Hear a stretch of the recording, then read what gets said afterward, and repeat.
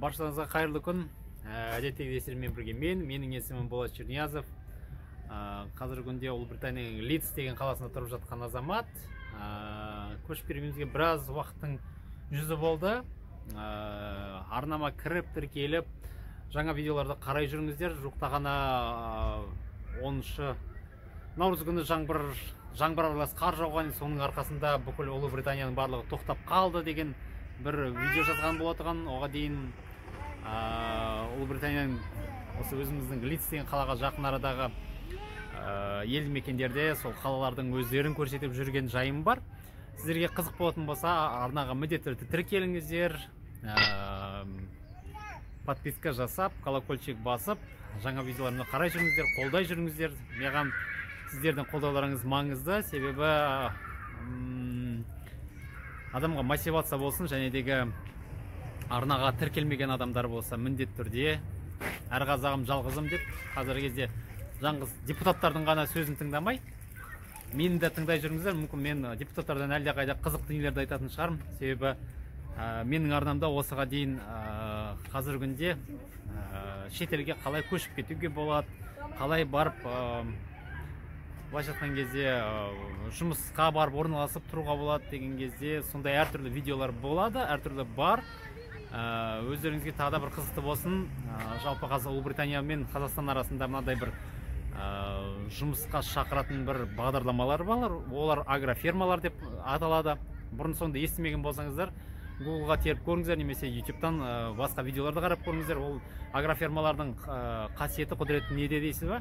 Онда сіздерге Ұлыбританияға келгенге виза жасалады, және дегі сол визаның арқасында сіздер келіп, мүмкіндікті пайдаланып, түрлі фермаларға жұмыс істеуге болады. Бірақ сезондық болғаннан кейін ол жұмыстар 6 айға беріледі, бірақ визаны 1 жылға ашады. Егер ондай мүмкіндіктер болып жататын болса, басқа елді шетелге барып шығып көрем дейтін болсаңыздар, міндетті түрде көруге болады.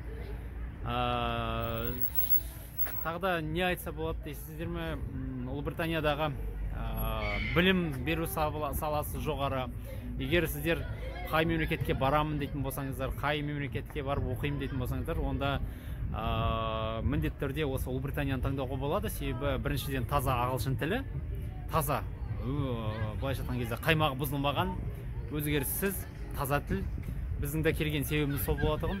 Егер ол жайынан қызық болатын болса, болашақпен қалай Ұлыбританияға түсу керек болатын болса, және дегі егер сіздерге сондай қызықта болып, бірақ ақпаратты ешқашан біле алмай жүретін болсаңыздар, отбасымызбен қалай көшіп кетуге болады деген оның барлығын мен өзімнің видеоларымда айтып жүрмін, және де айтамын. Егер қызық болатын болса, комментарияға жазыңыздар, міндетті түрде қандай да бір пікір қалдырыңыздар, ол мен үшін маңызды. Рахмет. Мына алаңды Cardigan Field деп аталады. Cardigan Field дегенде бұл жердің атауы сондай.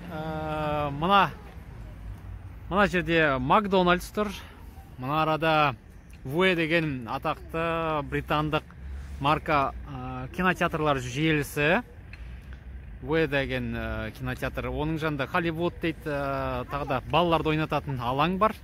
Одан басқа Five Guys бар деген бар. Онда американдық стильде бар. Қараңыздар, мына жерде Aldi деген магазин бар. Aldi деген бұл немістің супермаркеттер желісі. Ұлыбританиядағы 2022 жылы ең арзан супермаркеттер желісі болып табылған. Сол міне өзі мына супермаркетте.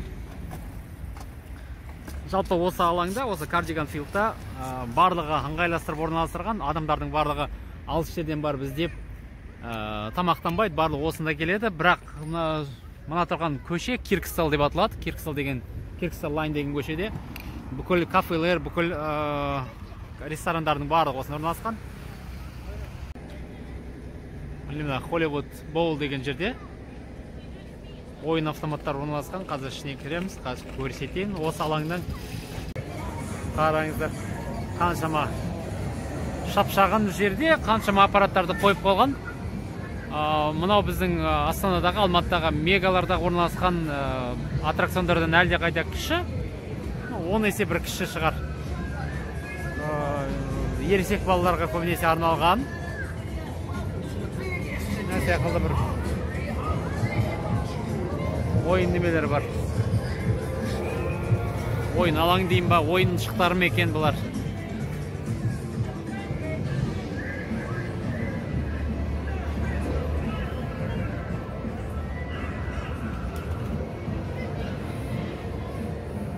Солды болды, осы жермен бітеді, өзі тамам. Алдында бір келген едік, бұл жерде. Балаларды біраз жақсы ойнатып алуға болады. Бірақ бір сағаттан кейін соң балалар айтады, жалықтық, басқа жерге барайық деп. Мынандай американдық стилде ойын алаңдары бар. Жалпы Ұлыбританияда осындай мекендер өте көп. Мынау ресепшені, мына жерде боулинг орналастырылған. Мына жерлерде түрлі автоматтар бар, түрлі автоматтардан ақшамен салып ойнайсыздар. Қараңыздар, біздегі боулингтер сияқылды емес, мұнда 20 боулинг жолақтары көрсетілген. Мүлдем тамаша. Бағасы біздің бағамен бірдей, бір сағаты теңгеге шаққанда 4000 теңгеге келеді. Қараңыздар, міне балаларды ойнататындай осындай түрлі дүниелер өте көп. Ақшаны масқара жұтады ғой. 5 фунттан, 10 фунттан ақшаны алып отырады. Мынандай снукерлар бар.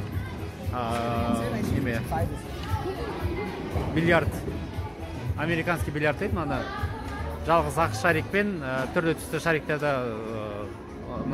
лунка енгізу керек. Мынау боулингтің VIP ложалары, VIP дорожкалар дейді. Ондағы тек айырмашылығы немелері, орындықтары кожадан жасалған. Мына жерде мына фотоға түсетін кабинка бар. И Коста кофе. Коста кофе алдында келген кезде мына алаңқайда жоқ еді. Соны жасап қойыпты, арнайы туған күнді өткізу үшін. Жақсы ой. Коста кофе.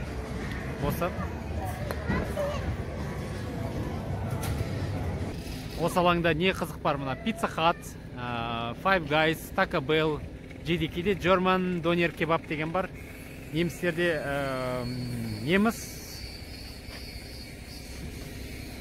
Германияда жасалатын донерлер дейді. Өздеріңізге қызықты болсын. Германияның 90 миллион адам тұратын болса, соның 4 миллионға жуығы Түркия азаматтары, түріктер, Түркия емес, бұрын соңында Турциядан көшіп барған, Германияның өз кезінде экономикасын көтеруге өз ықпалдарын тигізген азаматтар сонда тұрып, сол жерден осындай өздерінің дөнерлерін таратқан, содан сатқан, сол үлкен бір әлемдік бренд болып кетті. Мына жерде Bridgegate Waterarms деген кафе бар, ресторан бар деп айтады, Нанда дейді, Франкстерс. Жалпы менің байқағанымша Ұлыбританияда көптеген қалаларда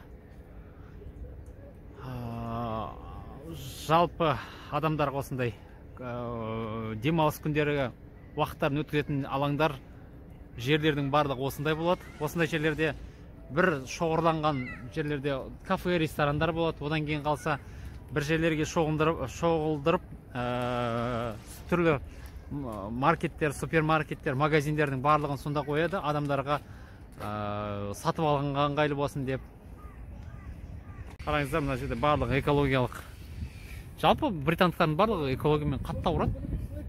Өздерінше зеленыймыз дейді, өздерінше экологияға аз шығын әкелдірейік, пластикті аз қолданайық дейді. Расында келетін болсаңыз, әрбір бір магазиндерде 5 түйір алма сатса да, соның барлығын пакетке орайды. Оның несіне экология екенін білмеймін енді. Не құдіреттілігі бар екен. Барлығы осындай ойнайтын алаңдардың барлығы ағаштан жасалады. Бір жағынан енді арзанда, бір жағынан жақсы жеңіл болу керек, себебі ағаш мұнда өте көп өседі. Қараңыздар, мынау жерде мынау тұрған үлкен аржандағы ғимарат индустриалдық музей дейді. Бұл жерде жалпы Ұлыбританияның колонияларының арқасында көтерілген, бірақ оның неғызға көру үшінші Екінші техникалық революция осы пар бу машиналарының арқасында Ұлыбритания өзінің әлемдік держава қылып жасап алған. Мына жерде канал бар, сол каналдар арқылы жүктерді тасымалдаған, және сол жүктердің барлығын осында, мына жерде бұрын музей емес, бұл жерде текстиль фабрикасы болған екен. Сол текстиль фабрикасының негізінде қазір музей болып қалған. Королева Виктория кезінде, ол 1870-тен 1900-ның басына шейін тақта отырған ханшайым. Ол кісі енді өзінің жасап кеткен екен. Осының барлығы сол кезден сақталып қалған дүниелер қалып тұр негізі. Ұлыбританияда осындай электромобильдерге зарядтайтын, қуаттайтын орындар өте көп болады. Екі аттасаң бір жерден табуға болады. Мына жерде жүрген көліктердің 50% электр қуатымен жүреді. Ал Лондонда сондай машиналардың саны қазір 70% машинада жүретін. Қалада жүретін машиналардың саны мұнда 50-50 болатын болса, ал Лондонда 70%. Ал 30% ғана тек қана ескі мотормен жүретін, бензин құйып жүретін машиналар. Ол енді керемет, бірақ мына жақтарда несі бар? Қалалар арасы мен жәнедегі үлкен ауылдардың арасы соншалық ұзақ емес, ұзын емес. Сол себептен де оларға жарайды. Ал біздің Астанадан, мысалы үшін, Алматыға дейін шығу үшін 1200 шақырым, ал Өскеменге дейін баратын болсаңыз, 1300 шақырым, Катонға дейін барып жататын болсаңыздар,